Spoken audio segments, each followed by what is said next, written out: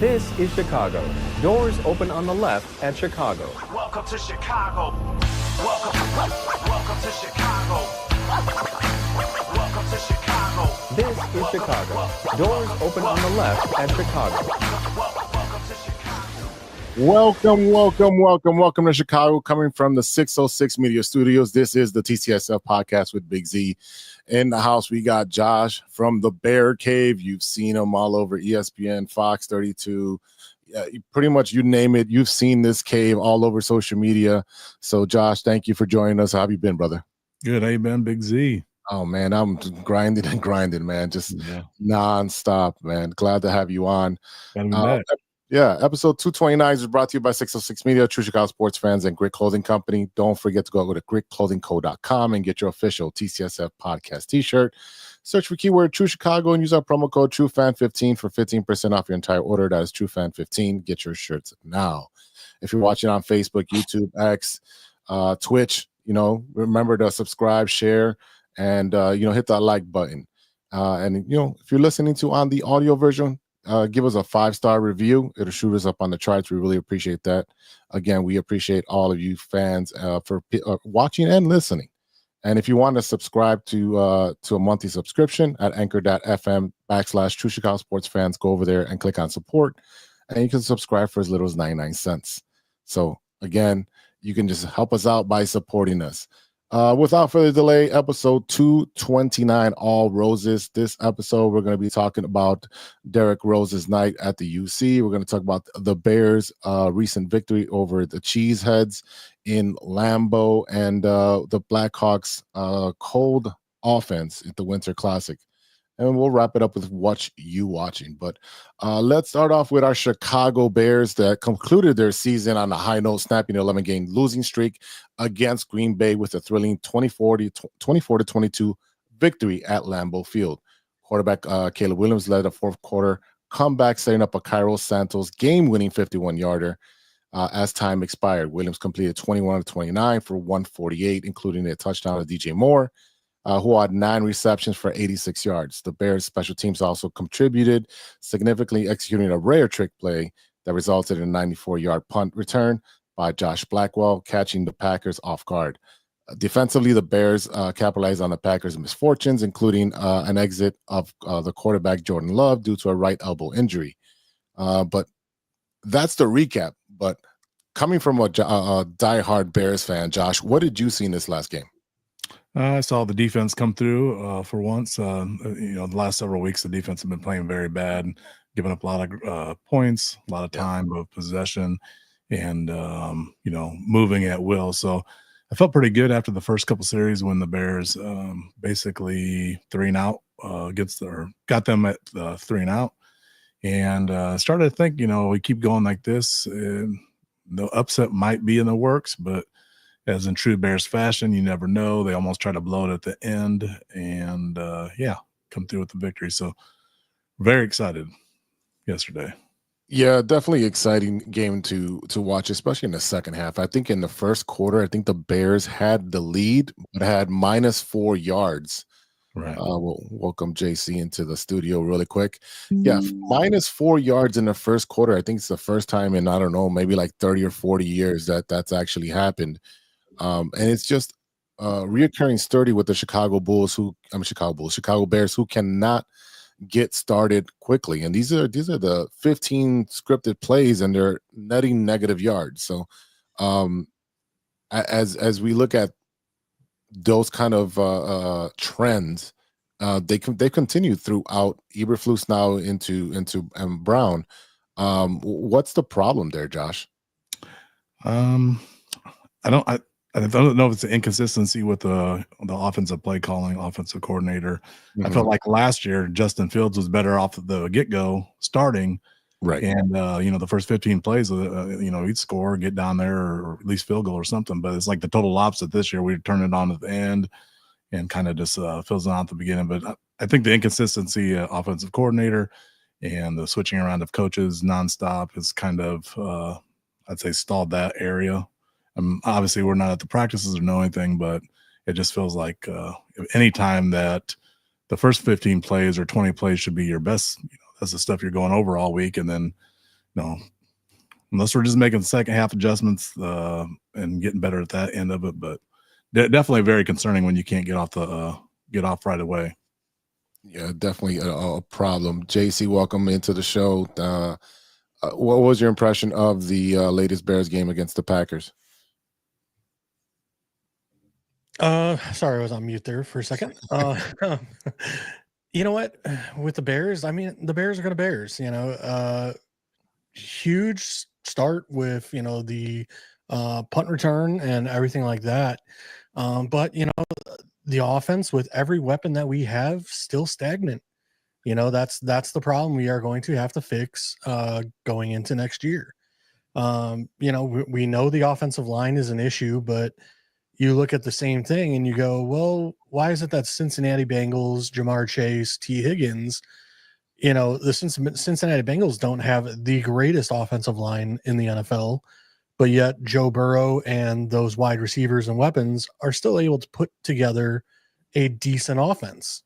So, there's a disconnect. And, we've talked about over the past couple of weeks that, we have people that, their job used to be tight end coach, and now they're performing, offensive coordinator, passing coordinator duties, all these, steps above and beyond what they should be doing. They did the best that they could and they finished out the season.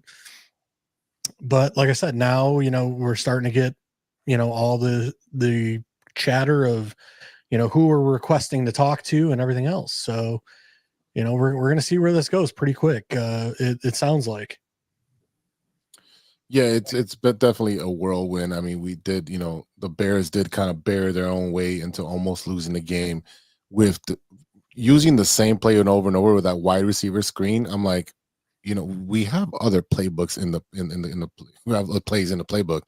I mean, everyone's played Madden. I mean, everyone has their favorite 8-9 plays in Madden memorized. Why do we keep using that same screen? Because you have guys that have never called plays calling plays, and it seems like they can't get to the 5th or 6th page of their playbook. They're sitting there like, oh, I got 30 seconds, like what and like they just stay on the same playbook or the same page of the playbook. Like I said, that'll all be fixed. Like I said, unfortunately this is why the Bears never fire but anybody in season. But to fire your head coach, your offensive coordinator, and like basically everyone except for like, third tier coaches, I mean, that's what you end up with. Josh, what is it like? Because when you have at the Bear Cave, you have a multitude of people there. What kind of atmosphere do you have when you're watching these plays not develop the way they should? And seeing the frustration of of everybody there. I've seen -2 yards on a screen. Yeah, it's definitely drives you nuts when it's like even going into last year. I mean, it seemed like the same stuff going on. I remember the one game we played. I think Getsy threw like 3 screens in a row before he had to punt. So it just takes you back to those bad memories of that last year. And we obviously get frustrated with our team and. Don't want to see that because I feel like, with Caleb learning on the fly this year, going, with different, like he said, different coordinators and parts getting moved around, that maybe a little more shots down the field. I mean, they wanted to work on the long ball, but I felt like that wasn't called a lot towards the end of the season. But that's something he needs to work on. You're already out of the playoff hunt. You're already out of the season. Let them chuck it up there a few times, get that part of the game going for next year instead of these little 2-yard, 3-yard passes that keep getting stuffed. And obviously the Packers knew what it was coming yesterday because they were all over about every one of them. So, yeah, I think at the Bear Cave, every time the Bears run a screen, everyone should take a shot. Oh, I'd be done by the second quarter, man. I know I wanted to talk about like the ending of the Bears game where they're up. And instead of running the ball, we continue to run these screens and we give one to DJ Moore and he ends up fumbling as the commentator kept saying, why aren't they just running the ball? And sure enough, the next play, he fumbles the ball. And we're like, okay, well, a new way to lose every week, right? And that's what we expected, right? And I know JC has been really, really harping on we should get a new kicker, and now we're in that same predicament. It's a 50 plus yard field goal, and everyone's like, yeah, this is not gonna be good for us. Is it gonna be blocked? And the kid legged it out, and on a cold night out in Green Bay. What were you guys looking at and feeling after the kick, or during the kick? I'm sorry, Josh. I'm not gonna lie, I was expecting the worst as usual, because as Bear fans, that's what we do. And man, I know once he hit it, it's just like a big relief came over me, because I was like, it's the last game of the year. It's been a rough season. It's been personally rough for my family. So to watch a win finally, and against the Packers, I have a lot of Packer followers on my Instagram page that give me crap. So to be able to rub it in their face a little bit felt good today and last night. But yeah, I was proud of Cairo. It's a lot of pressure going into that kick, and knowing from last time what took place, and and for that to all be in his head and still hit a good ball and get it in. I was happy for him, and I'm happy for the Bears this week. So, JC, what were you thinking? Because I know you are not the biggest Cairo Santo fan. No, 51 yards. I was sitting there like, that's 3 yards past his normal range. So, I'm sitting over there doing one of these, like, cross the fingers, hope to God. He's got enough leg and or arc to get it up over the defensive line, because we all know he's got to, kick a line drive to even get it 53 yards or 51 yards. So, it was one of those, and as I've said in the past, I was at the game where Cody Parkey hit the field goal and upright 4 times and missed 4 times against the Lions many years ago. So, I've been to that game where, as a fan, you're sitting there booing and basically telling the coaches, no, like, go for it, because you can't trust the kicker. We discussed last week, I wish I had, like, how many times this year we went forward on 4th down, or we didn't put points on the board because this guy doesn't have the leg to kick a 53 or 54 yard field goal. It's just out of his range. Like I said, there's many times where against Washington, we shouldn't have been going to overtime for a Hail Mary, because if he had the leg, we would have won. So it's just one of those where I'm happy. You know what? The team was excited. They rushed the field. They all rushed Cairo. Great feeling to end the season. We're undefeated in 2025. Yes, we are. But at the same time, as I've told you, like, I don't care that he's getting paid $4 million. That's nothing towards, a dead cap hit if we cut him. Bringing me in some competition, get me someone that can hit the 54, 55, 56 yards. Because as we went over last week, if you're not kicking 56 yards, you're mediocre now in the NFL. And Cairo has, we talked about last week, he is 27th and 23rd in the league in the way of distance and accuracy. Mm-hmm. So to pay him $4 million a year, and he doesn't have the leg, and the quote unquote, he's supposed to be the most accurate kicker in the league, that's why we gave him the extension. Well, it turns out he's not that accurate either, because he's 23rd in accuracy. So, like I said, to me, a little competition never hurts. So that's just my feeling on it. We went over it last week. I don't want to harp on it too much, but like I said, I'm just happy we walked away with a win. Although I wasn't happy when it first went down, just because I was then, like, in my head, I'm like, wait, how far did we just drop in the draft? And then once I figured out we only dropped 1 spot to 10, I was like, fine. That's fine. So essentially the 51 yarder cost us 1 spot in the draft order. So it's kind of inconsequential. Well, had we lost, we would have picked, I believe, 7th. Is that what it was? It would have been 7th, because there was a lot of teams that were bunched up. Yeah, so, I believe we would have picked 7th. But like I said, to drop 1 spot, get the win, and get a good feeling in the locker room, I'm all right with it. Josh, you agree with JC? Yeah, I'm always about the wins. I mean, the draft's the draft. I mean, but yesterday seeing those guys, man, they've been through a lot. Nobody cares more than they do because they put their body on the line every week. I mean, we care obviously, but you know they got to go through it every week and the emotions of it and be around each other. So for them to get that little bit of happiness at Green Bay, because I know they don't like Green Bay. So They don't. yeah, and that was the perfect game for that. And I was just happy all around. And if it takes losing a couple of draft picks, it is what it is. But at the end of the day, I'm about the wins. I love the winning. So yeah, I can agree with you. I know we talked about it all off air, and it's like, yeah, I'm gonna take that win. It doesn't like the season that has less of a sting at this moment, just because we've lost in so many different ways, gone through so many emotions this season from the hype of the Hard Knock show to winning in London, and then the downfall of what it became the Chicago Bears and losing, firing a couple coaches. right. As we transition to coaches, Josh, who is your top 3 on your wish list for coaches? I'd say obviously the hot name's Ben Johnson. I'd like to see him. I thought about this today.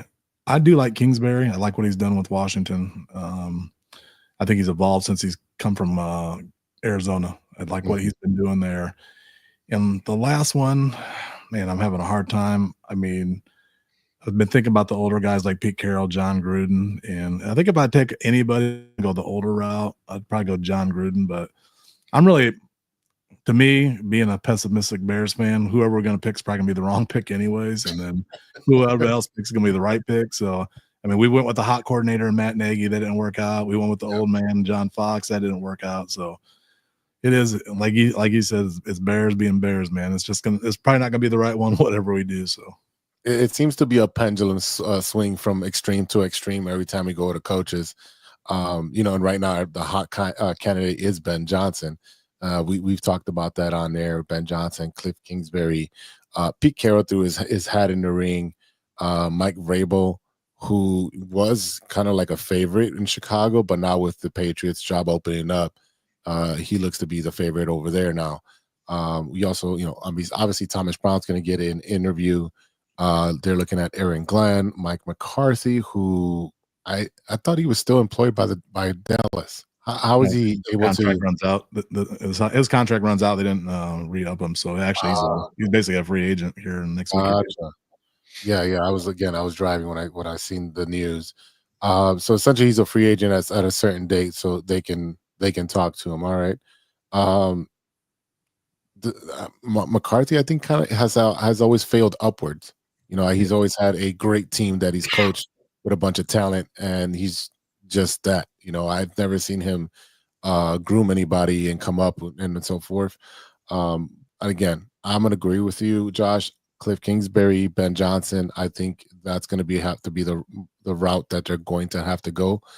But I don't think Ben Johnson will land here now with the interest from the Jags. He said he's interested over there in the Jags. So, JC, where do we see this playing out? Well, I'm going to throw another couple names out there. Joe Brady from the Bills. Yep. And then Cohen from Tampa Bay. I'll throw those 2 names out there as well. Yep. I also read that we are going to interview the OC for the Ravens. And also, and I don't know why, it popped up on Bleacher Report on my phone earlier today that we're also going to interview the offensive coordinator for the New York Giants. The Little Giants? Yeah. From the movie, though. That's the offensive coordinator I want. I don't want the one from the New York Giants. No. So like I said, when I saw that pop up, I was like, well, we're just interviewing everybody, I guess.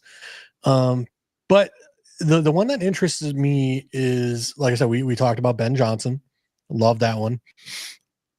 I do like Mike Vrabel a lot, but now that the Patriots have opened up, I don't know that, Vrabel being a former Patriot, I don't know that you're going to be able to pull him away from that job opening. Brady in Buffalo, we have talked about, he has lost Stephon Diggs. He has lost a lot of his premier, weapons there in Buffalo. and they're still balling out with Keon Coleman, Khalil Shakir, and those guys. Then you turn around and you look at the resurgence of Baker Mayfield in Tampa Bay, with, no Chris Godwin, Mike Evans, hurt off and on at the beginning of the season, still finishes with 1,000 yards. And, they have a rookie running back and they're balling out. And, you think about it, 2 years ago, Baker Mayfield was doing defensive end drills in Carolina. He was written off, and here he has a resurgence. So there's a possibility that Cohen and Tampa Bay could be a good link for Caleb Williams. But, if you want somebody with some head coaching experience, like you guys said, Cliff Kingsbury, he has head coaching experience. He now has an idea. Hey, I went through this in Arizona. Now I have an idea of what it takes, what needs to be done. And we've talked about this. Not everyone the first time around, like, they don't know how to deal with, booking hotels and flights, and should we leave on Thursday? Should we leave on Wednesday? All these little things that head coaches still have to deal with beyond, just what's happening on the field. So I do like the name Cliff Kingsbury because he did coach in the NFL. He had a mobile quarterback in Mighty Mouse over there. He has a mobile quarterback in Washington. So he's familiar with that type of prototype of quarterback. So having him come here, I think that would be a great addition. I do agree with you that, he has that relationship with Caleb, and he's also going to have learned from his mistakes. Obviously, we wanted Mike Vrabel because he's going to change the culture, but we all know what the Bears do. They don't like anybody that ruffles feathers, right? They didn't get one of the Harbaugh brothers because he's going to want to do what he wants to do. He wants to be GM. He wants to be the coach. He wants to do, sell hot dogs and beer and peanuts. He wants to do it all. He's a hands-on guy, but you've seen what he does. He wins. He wins championships. He wins playoffs games, and he'll change the culture. But that's not what the Bears want. The Bears want somebody that's low-key, will not, go against the grain, and that seems to be a problem with Kevin Warren and Ryan Poles. Well, what do we think about that? Yeah, I agree. And I think it bothers me too that they're wanting to interview so many. It reminds me of the offensive coordinator search when they interviewed 10 or 15 people and still got it wrong at the end of the day. And this seems like, when the Bears brought in 20 kickers and made them go through all that, it's like, and get your select few that you really like, interview them. Because I don't know, the whole numbers thing is just, every time I see a name, it's getting a little annoying to me. And I'd almost too wait to see if any of these guys that are first round coaches that get knocked out of the first round and see if they get let go or something like that, just to see.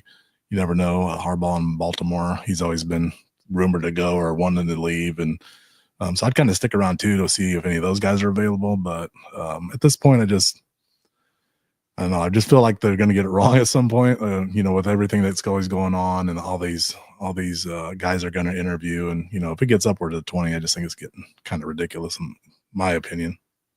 Yeah, it's starting to sound more like the White Sox. We're like, yeah, we're going to interview everybody, and then we'll get it wrong, and getting Tony La Russa, and then switching to the last coach. It's just it's hard to have faith in the Chicago teams who continuously get it wrong, especially where they say they had a vision for a rebuild. JC, and you're good with the cap stuff.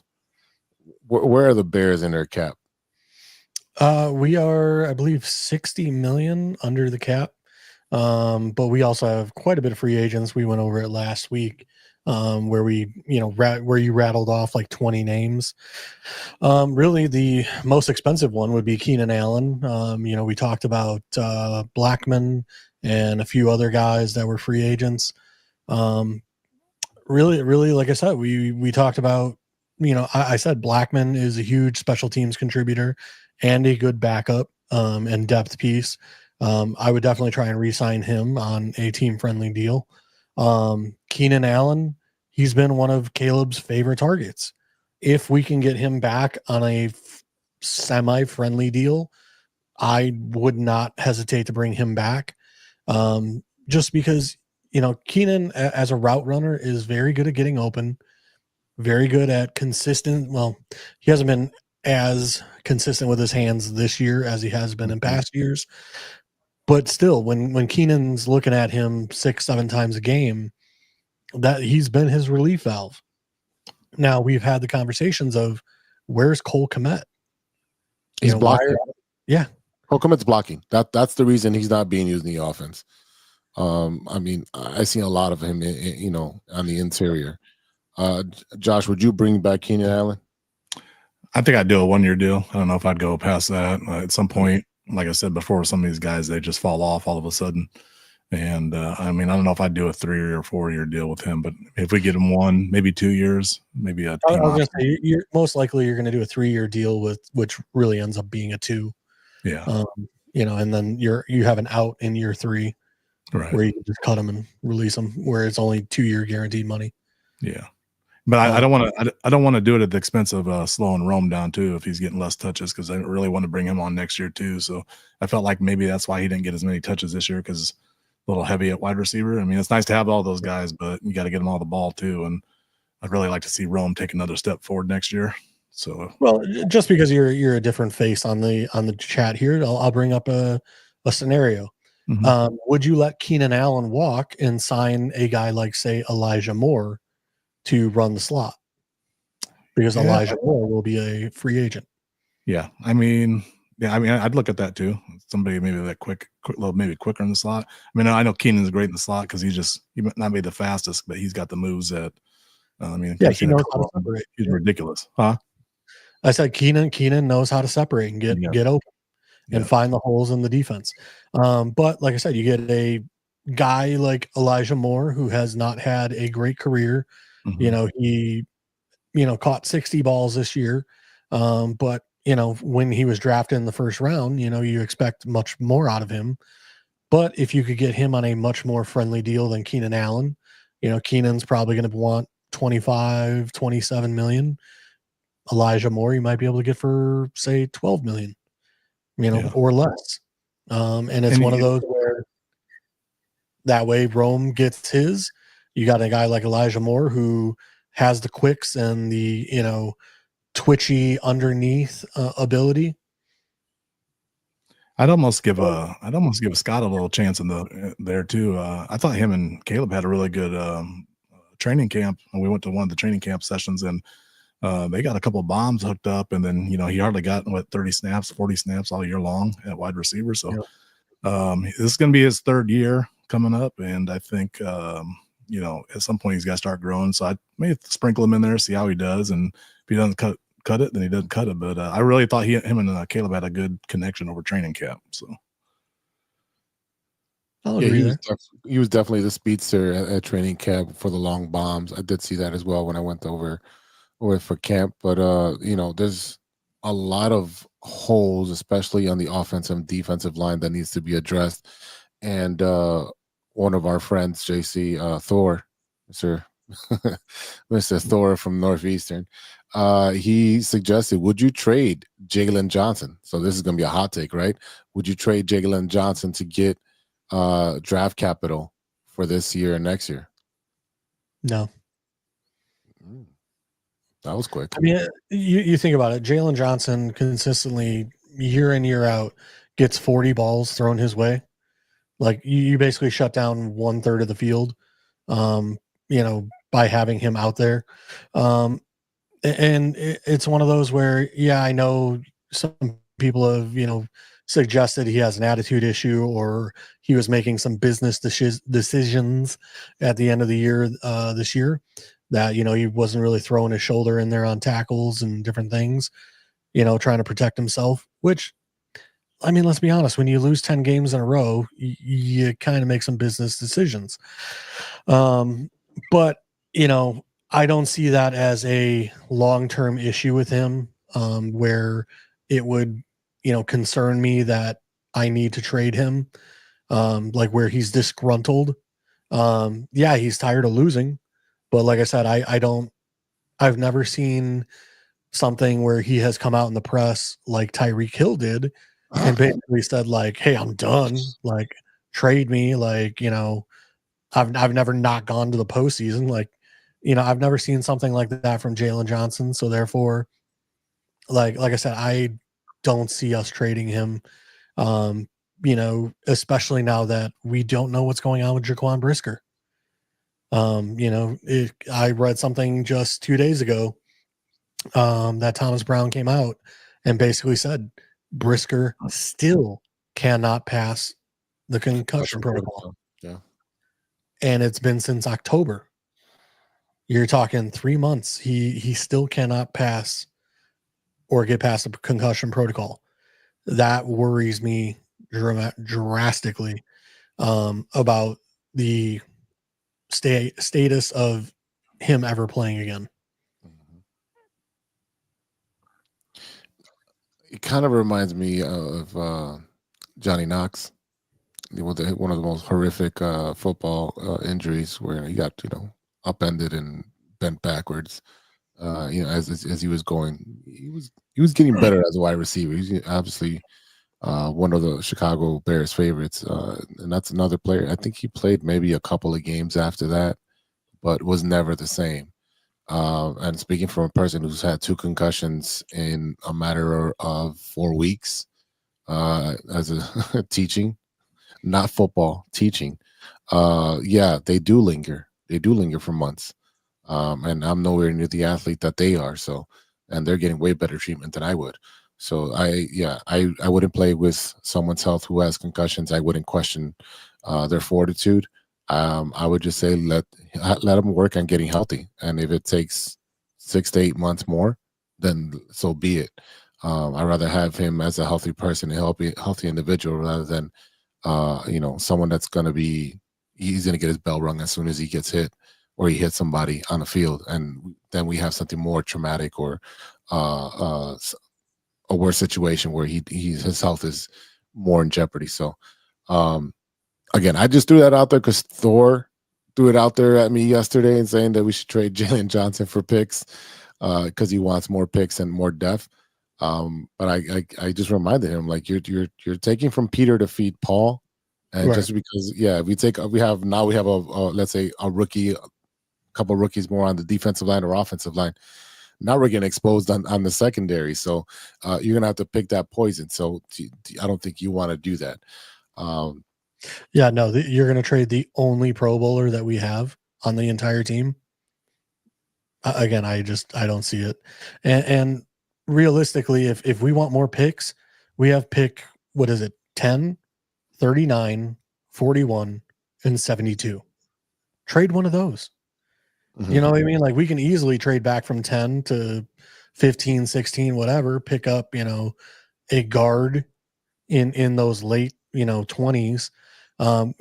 Even though, again, we really want that left tackle because Braxton Jones will be going into the last year of his contract next year. And not only that, like, Braxton Jones had a pretty rough season this year. I think it was like 300, not including this last game, but the stats I saw was like 350 snaps, 26 rush allowance, and then 5 sacks. So, that's not the greatest thing from your left tackle. So to use number 10, potentially get your left tackle for the next 10 years, that would be very nice. Braxton Jones could obviously be a trade piece if you make that move because he has the experience and could go to another team. But like I said, even at, pick 39 and 41, those are in the second round. You can obviously pick up more picks, but to me, you use all those picks and go trench heavy. Enough of this grabbing weapons, grabbing, Swift and Rome and all these other guys. How about the Bears finally do something that the Philadelphia Eagles do? Draft the trenches consistently year after year, and then your weapons don't have to be the greatest. Josh, what would your impression be of let's say you're a GM and you got those picks? What positions are you filling first? And I agree with that. We definitely need a left tackle. It's been weak. I think Braxton's okay. He's serviceable, but he kind of reminds me of Charles Leno a little bit, style of play and just and how he is. But I'm definitely going left tackle. I'd like to see a center at some point, a nice young center. And if we can get a guard or two during free agency, that's always an option too. I know there's one in Kansas City that's real good, but if he gets let go. So I definitely think that, and obviously we need a defensive tackle, a defensive end. So all the problems are on both ends of the line, honestly. And one injury away is always devastating to that group because, as you saw this year with Tevin and Braxton and Larry Bourne's a turnstile, and the two guards were late round picks that weren't let go by their former team. So the line was patched all together all year long, and it just didn't work. And you got to put money into that this year. And I know Poles wasn't put in a predicament when he got here. There were so many holes to fill. You can only do so much at one time. But he's done it everywhere else. I think this year needs to be about the line and on both sides of the ball and draft, free agency, and just spend heavy there. Yeah, I think it was during the broadcast, they said that the Bears offensive line went through 24 different combinations starting this year because of injuries, etc. 24 different. You only got 5 offensive linemen. Yeah. To go through 24 different combinations. I mean, that's, you probably got better odds of the lottery at that point. That Ryan Bates move was really bad after what it turned out to be. I think he played maybe one or two games all year. Yeah, I mean, like I said, Poles is an offensive lineman. You think his philosophy would be build the trenches, and again, I understand you have, Rome Odunze sitting there at 9, right, and he looks great. It looks fantastic. Would you rather have him or Ladd McConkey? And we had spent that number 9 pick on an offensive tackle. Right. Like I would trade Rome right now for Olu Fashanu or one of those guys last year and draft Ladd McConkey or somebody in the later second round ish. Like I said, we're sitting here at 10 this year. We could have taken a wide receiver this year, but like I said, it's one of those you trade Peter for Paul, and unfortunately, here we are. We can't look back at last year. Now we have to look at this year, and hopefully we are still in the range for either Kevin Banks or Will Campbell. I was talking with my guys in the group chat and basically said, we're going to see who the risers are, we're going to see who the fallers are, and let's hope to God one of those 2 tackles is still waiting there for us at 10. If not, then hey, Thor, you're going to get your wish. I'm going to trade back into the 20s, and then I'm going to go guard, center, and pick up extra picks because I'm not going to spend a top 10 on somebody that doesn't have the draft capital that should be picked in the 20s. Yeah, it's going to be a fun offseason for the Chicago Bears because they looked at right now. It's about a little bit over $80 million in draft. In cap room, and they have nothing but a ton of draft capital to fulfill all these holes. Now the problem is, do we have faith in Ryan Poles to fill them? As we've seen that he is not the greatest at drafting at the top of the board, excluding Caleb Williams because that was an obvious choice. But you're looking at his last other picks. I mean, he hasn't done that well. Yeah, I think a couple draft picks. I like Kyler Gordon, obviously. Brisker when he's not hurt. But that was still questionable when he picked two of those guys at the top of the draft when you still need linemen back then, and you pick 2 defensive backs right off the bat. So he definitely needs to stay away from the projects. Go get you that blue chip stud on the line because these projects, like we always saw Ryan Pace, would go get like Adam Shaheen or these guys like that are projects. You try to bring in and try to be the smartest guy in the room because you got some diamond in the rough, but it doesn't always work out like that. So, like he said, I want to get that blue chip stud at left tackle, and that's going to be there on around for 10, 12 years, and block Caleb's blindside for the next, decade or so. Okay, can I bring up one thing because you brought up Shaheen? Mm-hmm. Do you know that George Kittle was drafted after Shaheen? Yep. And George Kittle is a huge Bears fan? Yeah. So, hey, Bears. It made no sense at the time. Oh, God. Yeah, like I said, to me, it's definitely the lineman from Kansas City. I don't know that he'll make it to free agency. I do know Kansas City has a lot of free agents, and they do not have a whole lot of cap space unless they start restructuring a whole lot of deals. They got their best linebacker, Nick Bolton, who is going to free agency. The 25-year-old guard, as we were talking about, I forget his name, unfortunately, but he is going to probably break the bank and get a huge contract. And we have the money. We have the cap space because, luckily, we've restarted the franchise. Caleb's on a rookie year deal. So, we have the cap space right now to sign him. And that would be one guard spot full. If we can draft Will Campbell and or Kevin, is it Kevin Banks? I'm already blanking. Yeah, the kid from Texas. Yeah.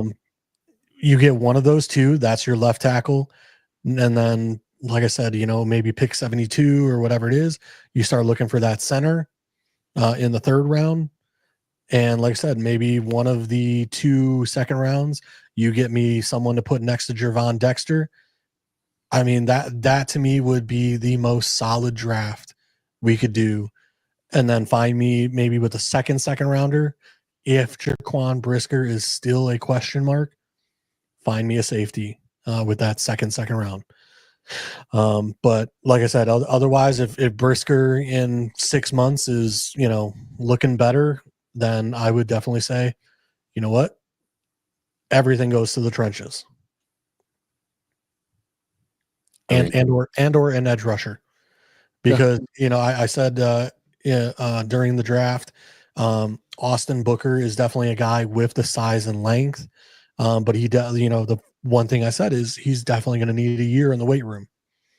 Just because he is a little undersized, I think he was like 265. The Bears are probably going to want him to be around that 285 range. But again, as we've stated, who's going to be the coach? Are we going back to a 3-4? Are we staying in a 4-3? We still have no idea what's going there. So, if we switch back to a 3-4, that changes everything. It definitely does. Lots of questions are still left with the Chicago Bears. And, as news breaks, we'll definitely cover it. And if we need to, we'll do an emergency pod. We'll bring all the boys back on. Before we hit the commercial break real quick, I want to talk to Josh. What's going on with the Bear Cave? What new additions have been there since the last time we had you on? I've added more lights and just little things like bar stools and whatnot. But I do got a cool piece coming real soon here. Above the TVs, I have some 8x10s that are, some of them are signed, but I see the Eberflus is still up there, so he has to come down. But yeah, I got a collage basically of all the I think it's 32 Hall of Famers. Okay, I'll go in a lighted box all the way across here. So I'll definitely stamp some pictures when it gets done and show you. But that's the big thing I'm doing this year, and I'm pretty much done, man. I've got so much. I mean, there's not much more I can do in here, man. It's already crazy. So I already get yelled at by the wife, and when she sees. I feel like we need to get you a 4-sided jumbotron somewhere up in there. He does. Oh, I got one. He does that. Yeah. I see usually like all the walls on the bar, but I don't know that I've ever seen the jumbotron. Yeah, I got I think 18 or 20 screens in there now. You can watch. Wow, jeez. Yeah. So we can have every game on at the same time, and then basically some of them have two of the game, both games on two different TVs. So it's a little insane, but it's literally a sports bar in his garage. Yeah. My taxes keep going up. Oh, jeez. I'm gonna need a broke down like itemized list and like how much this cost you, because I'm sure it is a pretty penny, especially with 20 something. I was messing around one day. I was like, I'm gonna just count how much money I got on the wall of the garage, because like even the mural on the garage door was like $500, $600, $700. So then you add the TVs and the tables and the helmets on, both sides. I mean, like that one wall probably is like $7, $8, $9 just for that. Did I see you have a full tap system, don't you? Yeah. Yep. Got we do touchdown shots right in the tap and beer. See that right there? A full tap system, that's going to cost you probably a pretty penny right there. So yeah, it's insane what I got wrapped in here, but it's like a hobby like anybody else, and I don't got to go to a bar and all that and deal with that crap. So I can't imagine. Are you doing a lot of this work yourself, or you have people to help you? I'd say the only thing I have not done in here is the roof insulation, just because I didn't want to mess with it, or in the attic up here. But I'd say, there's nothing that we haven't done with it, whether it's been friends or family, we even put a mini split system in there. We've done that ourselves. So that's what I take pride in too, that I've done everything in here myself and I enjoy doing it. And it gets me, I stay out of trouble. I just do my thing in my cave. And as you see, we have parties on Sundays for the games, and every game we have a watch party now. It feels us out when we start to lose. People don't show up as much, but yeah, just like any other part. Yeah. We use it all year long. We watch UFC out here and whatnot, so it gets used for sure, and it's my spot. So yeah, I was gonna ask you, like, what other sport events do you host there besides football? But you said UFC and probably boxing. Any of the other major four sports do you watch there? Obviously in the off season, like right now, if basketball is on, I'll throw it on. I'm not the biggest basketball guy, but mostly UFC, mostly fighting, and then obviously football all year long, or all.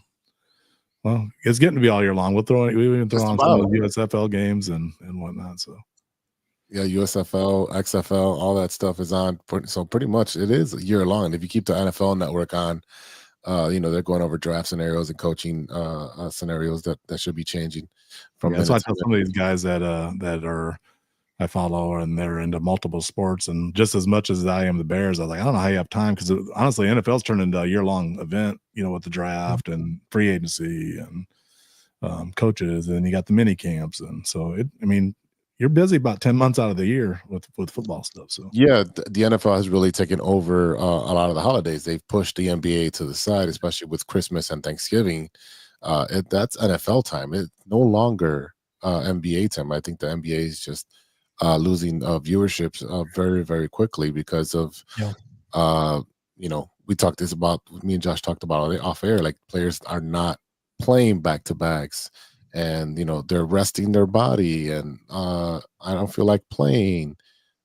Jimmy Butler's speaking out of pocket, and now he got suspended 7 games. That's going to cost him, like, I don't know, $5 million or something like that per game. I was looking at there was a Instagram post. They were asking an NBA player who has the most money they spent in fees, and I think it was what is the kid with the bad back in Brooklyn? Ben Simmons. Yeah, Ben Simmons. Like, he spent like $19 million in fees or something like that. $19 million in fees for not playing. I mean, that is ridiculous. Who blows $19 million that you've already? Oh my God! So yeah, that's probably one of the biggest reasons that people are turned off by the NBA and are now consuming more NFL product. And now that it's more of a spectacle, especially for the draft and how it's done correctly at a city, and people want to go there. I remember when it was in Chicago, everybody's like, we got to go to the draft. It's like a whole week long thing, and then everything with the NFL is just going correctly. Josh, are you going to stick around for the next for the next segment, or you got to go? I got to take off just because it's getting late. I got to check on my son. So all good. Yeah. Josh, thanks for jumping on. You're always welcome to jump on with us. I really appreciate it. Did you want to talk about that, or you don't want to leave it alone? I'll probably talk about it maybe next time. We'll get into it or something. Yeah. Sounds good. Sounds like a good plan. All right, Josh. We'll talk to you soon. Thanks for coming on, and we'll drop his Instagram so you guys can follow him on Instagram. Yeah, definitely check it out. He's got a great setup. Like I said, I follow you on Instagram. Okay. Like I said, I wish I had the money and the time and the knowledge of how to set up, multiple screens and everything. If you got a schematic on that Jumbotron, like how you did it, send it my way because that's something I'm interested in. Yeah, yeah. Shoot me a DM sometime because I got so many followers I can't keep track of who follows me anymore. Like, like I got even Carson, who's a Carson Daly follows me, and I got some, so I think guy for the Bears, Long, he follows me on Instagram too. So Kyle Long. Yeah, Kyle Long, and then Tank. Remember Tank? Tank Johnson. Yeah, Tank Johnson follows me. So yeah, I got a few ex-Bears that follow me. So, but to keep track of everybody, honestly, 25,000 followers, it gets a little hard. So yeah, DM me sometime. I'll get you. Like I said, I'll definitely send you a DM because, like I said, learning how to hook up something like that or how to make it or build it would interest me because I love doing that kind of stuff. DIY projects. Yeah. But this, like I tell people too, it didn't happen overnight. I mean, I've been doing this for. We started in 2015. I'm going on 10 years of messing with the cave. So obviously a lot of, iterations. Yeah. And then, blood, sweat, and tears. And like I always tell people, and I still do it to this day sometimes, if you're going to buy something you want, make sure you get what you want. Don't spend cheap. I try to go cheap and then you have to rebuy it anyway. So I've just got to the point where if I don't got the money right now, I'll wait till I get the money and get what I want instead of, because I got an Amazon pile I got to send back because I wasn't happy with it. So because I went a little cheaper, but that's the biggest thing you do with your cave. Yeah, I definitely agree with that. Anytime you are buying like tools, etc., like buy quality, because that way you can buy it once, you'll have it forever, and then you never have to worry about it. Yeah. But yeah, definitely guys, go out, follow Josh on Instagram. Because like I said, amazing setup, man. I can't give you enough props on, like I said, I wish I had the time and the money to do something like that. Right. It is amazing. All right. Appreciate it, guys. All right, Josh, thanks for coming on. Thanks, man. All right, ladies and gentlemen, we'll be right back after a word from our sponsors. And I want to thank Josh for coming on. So that was pretty awesome for him to come on. I know he's really busy with his family. But yeah, man. What a setup. What a setup. All right, we'll be right back after a word from our sponsors. Hey, true Chicago sports fans, show off your Chicago pride with some fresh clothes from Grit Clothing Company. At Grit Clothing, they create that simple yet classic style that represents that Chicago Southside lifestyle. From t-shirts to hoodies, hats to glassware, they've got you covered. Grit has everything you need to represent your Chicago pride, so do it right now. Check out gritclothingco.com and use the promo code TrueFan15. TrueFan15. For 15% off your entire order. Let me say it again. That's gritclothingco.com and use the promo code TrueFan15 for 15% off of your entire order. What up? It's Martin Moreno, and you are listening to True Chicago Sports Fans Podcast. Back to the TCSF podcast with Big Z and JC, Dynasty Fantasy Football. Big thank you to Josh for joining us for that Bears segment, for letting us a little bit of his time. I know he's busy with that stuff, and he has the ultimate fan cave. JC, do you have his Instagram on tap right there? Actually, I was just sending him a DM. It is Josh Havens at Bears Superfan 44. Bears Superfan 44 on Instagram. Go over there. He's been featured on all types of ESPN. I know Fox 32 had him on, and he's been on WGN. He's been all over. So definitely check out his man cave. It is something to drool over. He did invite us, JC. So so we can go over there when we got some time. Maybe watch a UFC fight or something else because there's no more Bears game, or maybe a Super Bowl party. Maybe we'll go do that for the Super Bowl. I'm down. Like I said, I don't remember if I started following through you or through whoever. And like I said, you just sit there and look at this man cave, and you were like, dude, this is like a guy's dream. Oh yeah. I can't tell you how many times like you see a movie theater set up, or these DIY projects somebody does online or puts on their Instagram, and how amazing they look. But as a Bears fan, I wish we had a better team to enjoy such a place. But like I said, I mean, what a place. I mean, it just looks amazing. And it's not even like per se the money that he spent on it, but like the meticulous detail that he has, how he placed everything, it just flows. And then, like he said, he added more TV, so like anywhere you look, you're watching the game. So it does, like, to me, it looks like you're at a Buffalo Wild Wings on steroids. Because usually, Buffalo Wild Wings, when we used to go, the setup was cool and they had the sofa chairs for fantasy football and stuff like that. But this is so wild, man. Let's talk a little bit about our Bulls and Blackhawks, and then we'll get out of here. It's been a crazy day for I know for me and for JC, but let's talk about our Bulls. I mean, did you get to watch the Derrick Rose appreciation night? I did not, unfortunately. I did see that he had the Rose pop up, the floral shop. Correct. I also saw that they did the Rose mural at the basketball court where he grew up. Yep. And then obviously I saw the Brandon Johnson, giving him the Derrick Rose as January 4th, Derrick Rose Day. Homegrown kid, we've discussed this in the past, did he have an all-time career? Did he have, a Hall of Fame career? I don't know about Hall of Fame, but as a homegrown kid, everything he did, he put his body on the line, multiple knee injuries. I mean, shortened his career for sure. And to see him, he was always very quiet, very stoic as a player, but to see how much it meant to him to have his jersey retired, to, have the floral shop, to have, the mural done for him, to be told how much Chicago loved him and appreciated him. I mean, you got to see how much it meant to him. And I think that is the biggest takeaway, is as quiet as he was, as not outspoken as, as someone who did and said very little, to me, it was a bigger thing to see how much it meant to him, because of how quiet he was. Yeah, I definitely agree. And I was working at the UC at the time when, I started like the year after Derrick Rose. No, you know what? I can't remember what year I was there.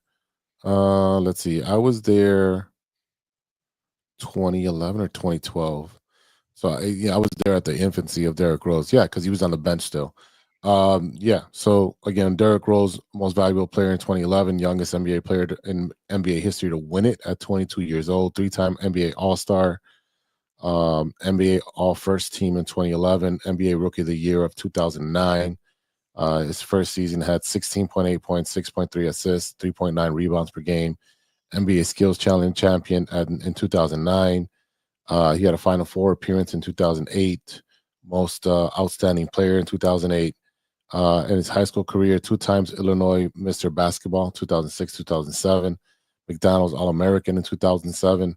I mean, he's got great accolades. So I would say he's on the fringe of getting that Hall of Fame nod, just because of that.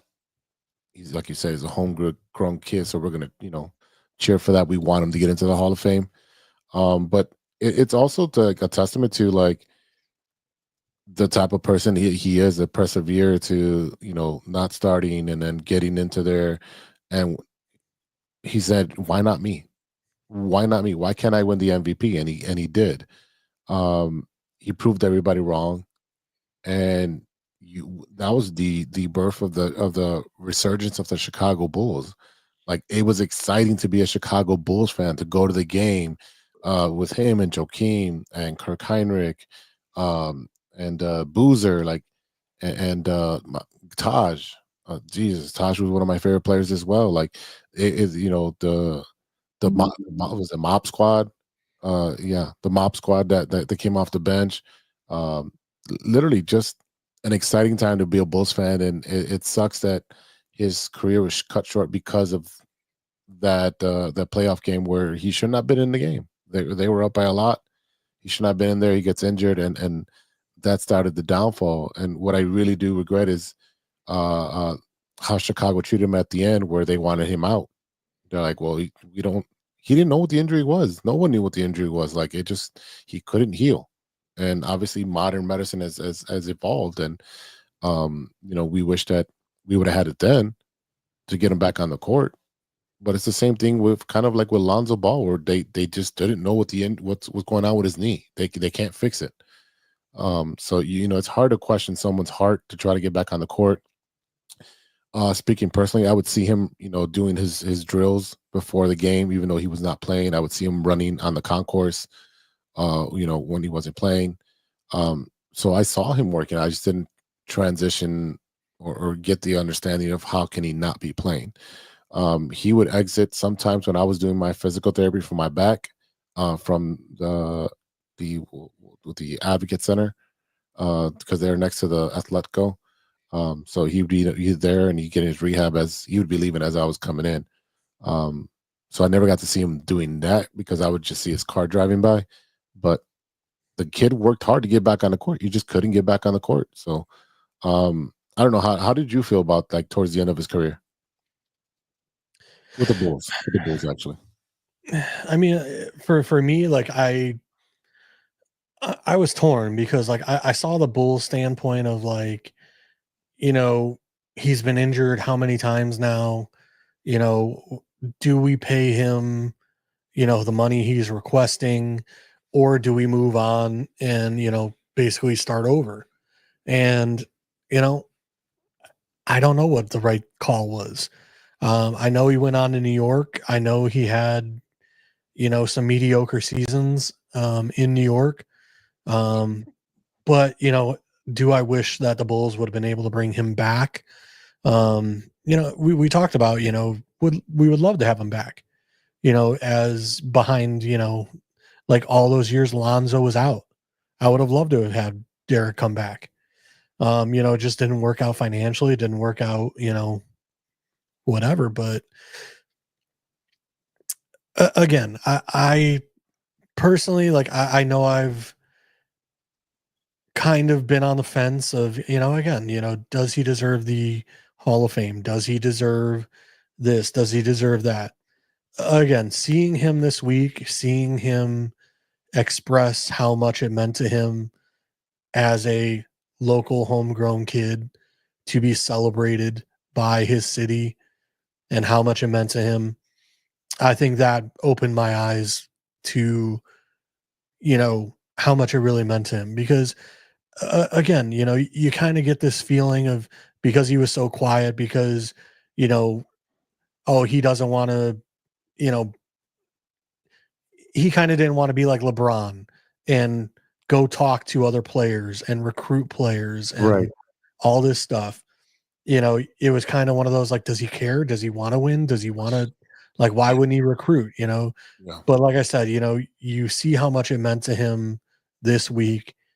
And for one of those people that kind of questioned him, after the couple injuries and everything of, does he have it? Does he want it? To see how much it meant to him, it really changed my mind on him considerably this week. That, it really does mean that much to him. Yeah, and you can see that in his speech, and you can see that when Joakim was talking about him, he was tearing up. It was emotional for not only for him, but for us who've seen him grow up, who've seen him now become a young man and start his family. And now he got to play. He did an exhibition where him and his son got to play on the same team at Simeon. Lots of these things are coming full circle, and for him to come back to the city and get celebrated the way he did, I think it was a healing moment, not only for him but for us as Bulls fans who didn't appreciate what we had when we had it.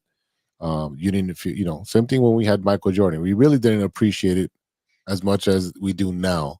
In retrospect, the biggest thing is that he's now going to get his number retired.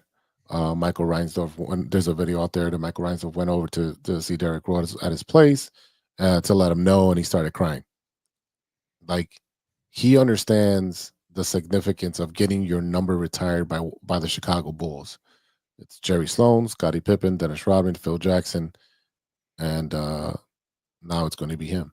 So, like, he understands that this doesn't happen often. I mean, he was just an exciting player to watch play. So now I'm excited to be able to see his number be retired next season. But again, he's getting his flowers while he's still with us. He's able to be celebrated. So again, this it has been an awesome weekend in Chicago with the Bears winning. You got the Derrick Rose ceremony, and the Bulls won on that day, surprisingly. You know, Kobe White and Zach LaVine both showed out with 33 points, and they beat the Knicks. You know, I watched at one of the local bars, and it was great. It was really great.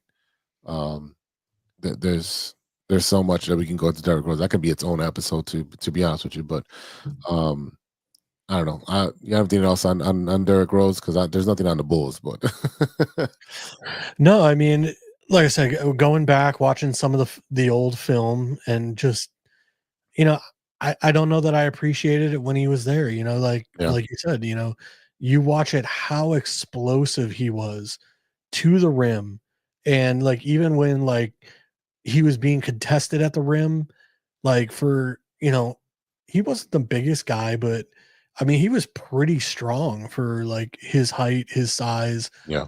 That, I mean, like I said, some people, like, he would go up to the rim and people would bump into him, and it was like he didn't move.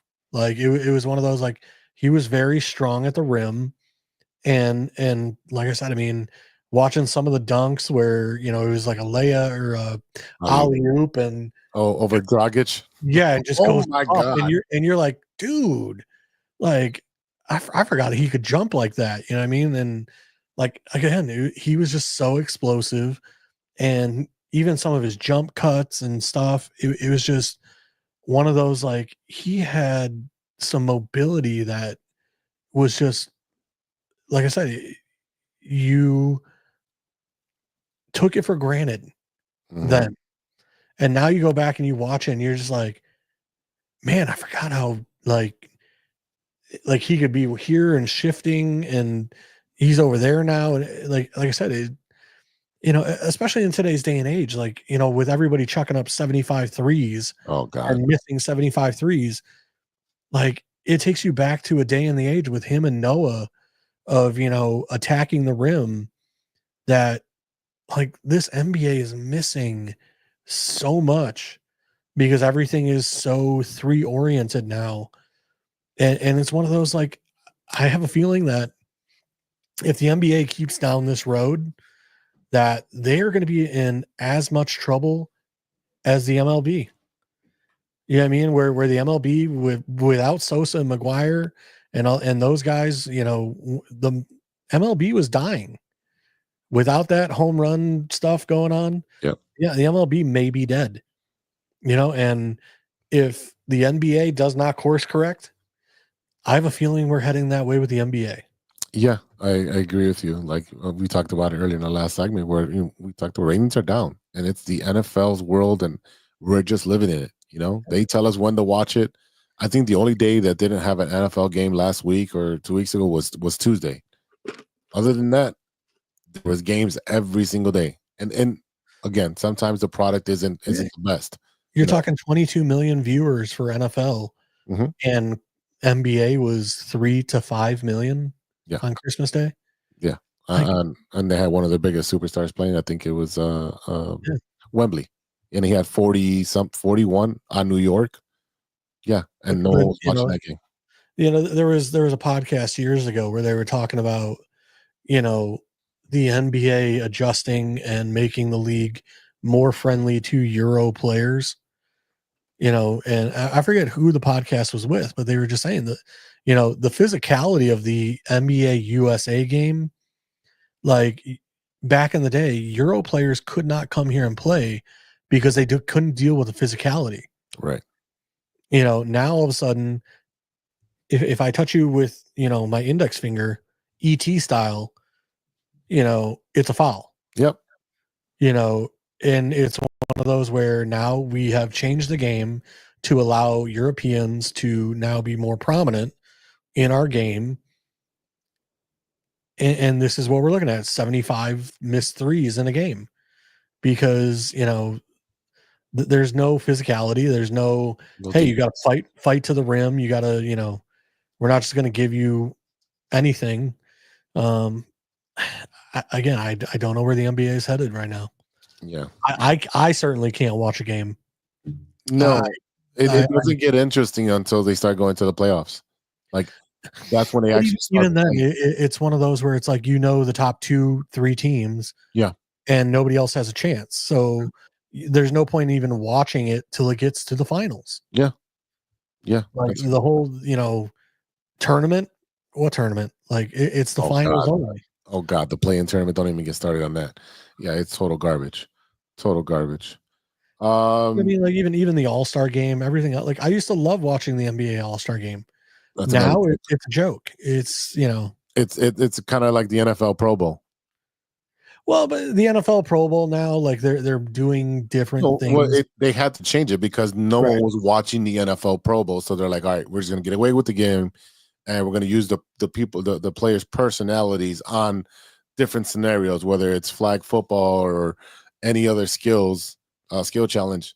That's a little bit more exciting rather than, you got a bunch of guys who didn't want to go to the Pro Bowl, so they just went to Hawaii and they're not playing. And But like I said, I mean, to me, like the skills challenge, the 3-point, the dunk contest. The dunk contest used to be so amazing with because the top tier dunkers would play in it. Yes. Now it's like, I don't feel like it. I don't want to do it. You know. Yeah. There's a guy from the G League trying to win some. The amount of money he wins in the dunk contest is what he gets paid all year. Of course, he's going to try to do that. Yeah, it's you're not incentivized, and that's what they started doing. They started incentivizing the players to play harder, and it's like you shouldn't have to. These guys are making millions playing a kids game. You shouldn't have to incentivize them. The problem is that the leagues have allowed the players to quote unquote be personalities, to be a product on and off the field, on and off the court. You know, some of these players make as much money on Instagram as they do on the field or the court. And it's one of those where the players feel like they don't owe the NBA anything. That, you know, hey, I don't have to do the dunk contest. I'm so-and-so. Or I don't need to play back-to-back games. Or I don't need to, you know, I'm going to take a rest day because I'm Joel Embiid. You know, and it's like, I don't know. Maybe we need to find some more hungry people. Like you said, it's more of a players' league, and the players have most of the control in that league, right? And that seems to be a problem because now you're letting the inmates run the asylum, and it shouldn't be that way. And I'm also not saying it should be like kind of like Scroogey or scrutinized, kind of like hockey, where these guys are, you know, they're busting their bodies every single night and they're not getting paid. Like those guys should be getting paid a little bit more than they should be, getting paid. Their deals are like 8 years, $2 million. I'm like, no, they should be getting at least $2 million a year. The way they put their body on the line. I mean, they should have a dental plan. I mean, some of those guys are. But I mean, you know, and that's another thing. You know, I was watching something else with hockey the other day where you know, they were talking about, you know, playing with full cage versus, you know, half cage and all that other stuff. And, you know, it's one of those where it's like, I think I like my teeth. You know, I think I might wear a full cage. Yeah, definitely wear a full cage. Speaking of hockey, what's up, Izzy? He's made it onto the show. The Blackhawks did have their Winter Classic, and while it was a great presentation, it was a packed house. It was, you know, hockey weather. You had the Smashing Pumpkins open up. Great presentation, but the product on the ice was just horrible. Yeah. I mean, I don't know why the NHL picked the Blackhawks, unfortunately, for the Winter Classic. I think it's one of those just because they're one of the original six, exactly. You know, but like I said, you know, Pittsburgh's done in the past. I believe the Bruins have done the Winter Classic. They've done it at a couple other cities, but like I said, why you would pick the Blackhawks when they're playing so poorly, I don't know. I think you should take the two first place teams, from each conference. If you do the game in January, let's say by December 1st, there you go. These are the two first place teams. You guys will be playing the Winter Classic. I know it takes a little bit more planning than that. They pick a different stadium every year, so that's already set. I don't know. I don't know how that would work, or even if you have. I think it's also a weird setup in Wrigley. I really feel like if they had played the hockey game at Soldier or, I mean, like in a football stadium, like I really think it would be a lot different as well. Because I mean, like the seats are so far away from the ice rink. It's I don't know. I feel like it would be different in a more tighter seated area. Because you kind of miss like that, like when people are banging on the glass or, like that fan interaction at the glass. But I saw some of the Cubs players were able to sit like glass side. And then with Michael Bush and a couple other people. Yeah, Derrick was with his son. He was on the right on the glass as well. I mean, that's a cool experience, but I mean, it should also be open up to the regular fan to be able to spend his money or her money to be on the ice, pretty much. I mean, especially because I mean, it's not like the Cubs are playing right now. Like you're telling me you can't put some sort of seating down there, or yeah, they definitely could, because they they put flooring down for concerts. So what's the difference between flooring for concerts and adding seats? It's the same amount of weight. So there's definitely they could have done that, and that's something that they should be added. But then they do have like the stage for the NHL to do their commentary. They have the stage for the Smashing Pumpkins. That's probably one of the biggest reasons, because they want to have that. Israel, I don't know what game you were watching, but the Blackhawks, I think they lost 5-2, 6-2. It was bad very, very quickly. That's pretty much all I have for the Blackhawks. I think they lost again yesterday. So getting back to the Bulls, I read someone was interested in Vucevic. So a couple of teams are interested in Vucevic, and then it looks like the Suns are kicking the tires on Vucevic, probably for Bradley Beal, another player that gets hurt all the time. I know we need to trade Vooch to get something before he leaves.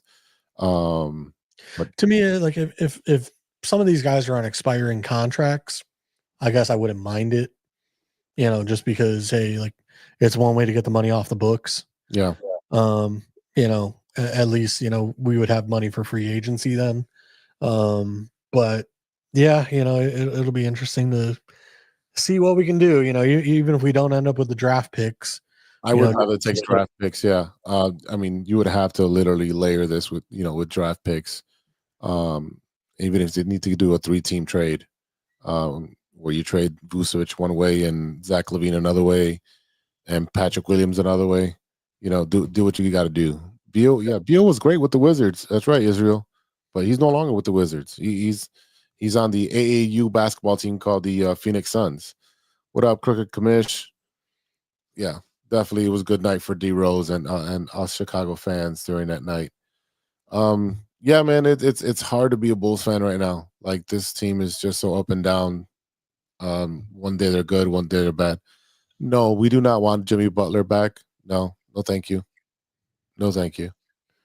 He's forced himself way out of Miami. He's gonna end up on the Wizards or Brooklyn, one of those very bad teams, because Pat Riley does not play. That's a team where the general manager is the law, and I really love that, because he's super involved. He does not want to come back to Chicago. That boy's so Hollywood. He does not want to come back to Chicago. I don't know where you're getting your news from, Israel, but it isn't us. Tune in every Monday. Get your news from us. There you go. Yeah, like I said, Jimmy Butler 5 years ago, maybe. You know, nowadays, I know he's still a pretty staunch competitor, but he's still getting up there in age, and unfortunately, still getting paid pretty well. So, could his contract be equal to that of Zach LaVine's or more? Probably. One But at the same time, will it help the Bulls any? No. Unless it's Zach LaVine goes to the Heat and we get Jimmy Butler in a first. One of those situations, because you just want to get rid of Butler. Mm-hmm. But like I said, to me, no thanks. Like I said, give me the expiring contract, guys. Give me a first and a bad contract that expires in a year. I'll take that all day, every day, over someone that still has $30 million over 3 years left, because it doesn't help the Bulls. No, Israel. We don't want LeBron James. He's 40. He's turning 41. No, thank you. Anthony LeBron Davis James can't even play 2 games back to back. Yeah, and he plays the offensive side of the court. Will not even go back on and play defense at all. Yeah, I saw that clip at this point in time. Yeah. He stands on the offensive side of the court when he has to go back on defense. Like, he's the last guy over the half court line. Yeah, he has no interest in going back and playing defense anymore. He's all about playing offense and padding his stats so that he can beat Michael Jordan. That's it. He'll never beat Michael Jordan. Jimmy's looking to go somewhere else. Who's ready to win? Well, that's not going to happen. He's gonna send them. If he could send them to Siberia, he would. Pat Riley does not play. That's why he fined them, or he suspended them for the 7 games, which takes him out of contention for any accolade that he can get a bonus on. I think he's losing $5 million a game or something like that for the 7 games or whatever. Pat Riley also criticized him pretty harshly last year. Yep. And basically, if you're not on the court, not playing, maybe you should keep your mouth shut. Yeah. So, like I said, Pat Riley don't play. Yeah. And like I said, at this point in time, we don't need that attitude with the Bulls. We're not ready to win. Yeah, it's great to have one of those veteran guys when you're in the hunt, and he really is passionate about winning and wants to win a championship. But at this point in time, not for the Bulls. No, not at all. Don't get me started on who the Bulls are going to draft, because you know what, they can't even tank correctly. They can't even. You're talking about Dalen Terry, who didn't get to play the other day. There's just no point. No point. They can't develop anybody. They can't develop anybody. They don't have draft capital. They're stuck in cap hell. The coaching is mid at best. The front office is never seen, but on Groundhog Day, it's just basketball hell. I'd rather they tear it all the way down and get. I don't care if you get 47 second round picks. Do that. It's just, you don't care. And it's bad to say that, because we've gone through this with so many, with Zach getting injured all the time. He was about to get traded. He's like, nope, I'm going to have surgery. Lonzo Ball, he had that weird knee injury. He's been gone forever. Kobe's been playing his Jerry doesn't control the team. It's his son, Michael. It's his Michael. It's his team now. Yeah, you got Kobe playing, on the line, doing everything. He's not signing the White Sox until he dies. Those are his direct instructions. When he dies, sell the team. Yeah, I like the kid Giddey. Matthias, whatever. He's another good player. But everybody else, get rid of him. But if Billy coaches the team, we do need. Again, just about every single sports team in Chicago is either tanking, has a new coach. No one likes the ownership. We've gone through this, guys. You guys have been with us for some episodes already. We've talked about this. Like, Chicago has the worst win percentage of all the teams combined in the last year. McCaskey, she just turned 100, bro. She just turned 100. I don't know what to tell you guys. I love the interaction. Please keep it coming. But obviously, Billy's not the answer. You've seen what he could not do in OKC. You've seen that. I mean, how many years does Billy Donovan have left on his contract? No one knows because they don't publicize their contracts. Oh God. Yeah. Again, a typical thing to do with the Chicago Bulls or the Chicago White Sox. Yeah, I mean, it's typical thing with the Chicago Bears. Like, we're gonna let Poles draft again. Meanwhile, he'll probably not get extended next year, and then he had picked the head coach. So now we got to bring in another GM who did not pick this head coach, who then will probably fire the head coach because it's not his guy. So this is typical Chicago sports. Yeah.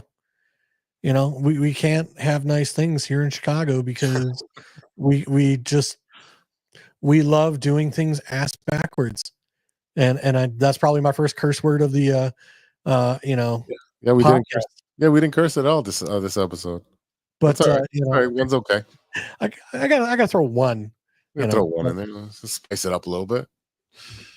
But like I said, it's the Chicago way.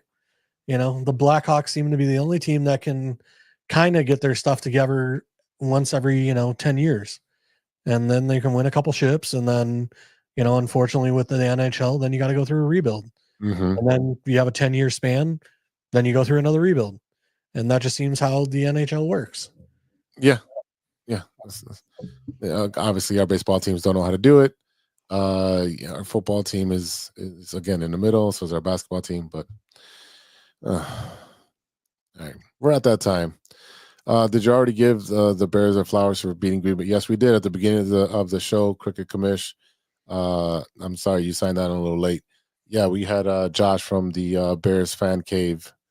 He joined us. So just once we're done with this, go on YouTube or and watch it from the beginning. We talked about that, all about the Bears, from the cap, from free agency to potential draft picks, to potential offensive coordinators, to potential head coaches, to the state of the franchise. Yeah, covered it all. We covered it for about an hour. So go ahead and check us out. We'll be there. Spotify, TikTok.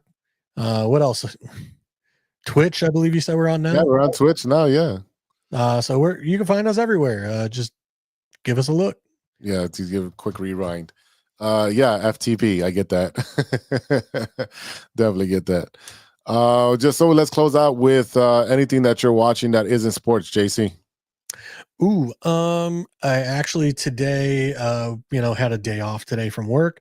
So was getting a lot of cleaning done in and around the house, but while doing so, had the TV going. The Tomorrow War with Mr. Pratt. Chris Pratt? Yep.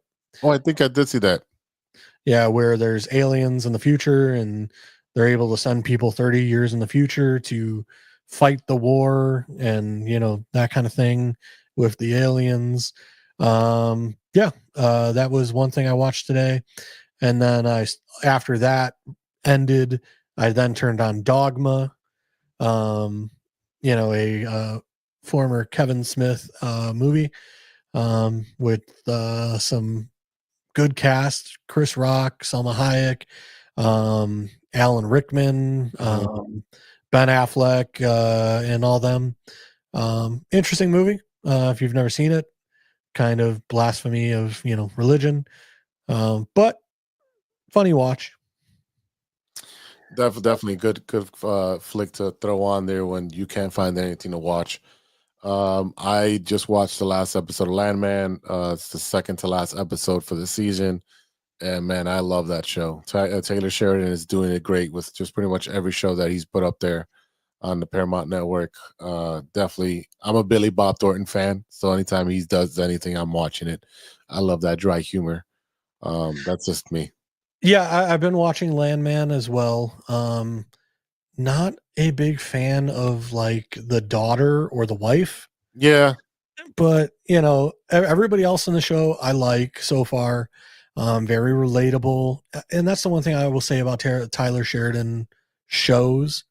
Everything is very relatable. Nothing's really out of touch. It's like an everyday person kind of feel to the show. Nothing where it's like, I mean, even Tulsa King, everything like that, it just feels like, okay, I could see this happening in real life, Yeah, Tulsa King is very relatable. I mean, Yellowstone to a point, we're looking at all the ranch hands and how much work they put into the ranch. Mayor of Kingstown, you can see that, like, all those things are very relatable. And I just can't wait to see what he comes up with next. Yes, Rocky is one of my favorite movies. It's very well done, very well edited. The score is amazing. One of the best movies of all time. It won Oscars. It won a lot of things. So it's one of my favorite. I had film class, and that was one of the movies we had to watch. So Rocky is one of my favorite movies. Once I sign off, I'm gonna watch Raw, that is now on Netflix. I did see the first 15 minutes before I got on the screen here, and The Rock came out, which was pretty cool. He is the boss. He's the final boss. He literally is. He owns part of the company that owns WWE. So I don't know. I'm starting to get the Rock fatigue, if you will. Yeah. It's just one of those where it's like, all right, man, like, you can't be everywhere. You can't be everything. Like, sometimes, we need to miss you a little bit for,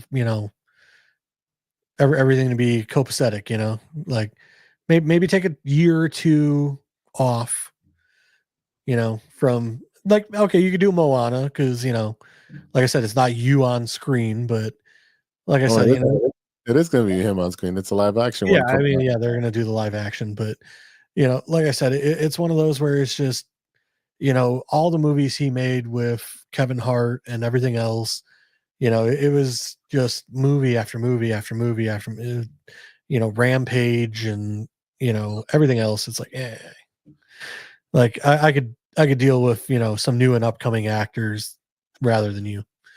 Yeah, there's some bad Rock movies. I can definitely agree with that. But yeah, I think it was Black Adam really what kind of, oh, that was so bad. That got me to where I was like, man, like, because like, he was probably, a diva, and well, that was his project. He was kind of like, like Ryan Reynolds. He wanted to make Deadpool. He wanted to make Black Adam. That was his pet project that he wanted to do.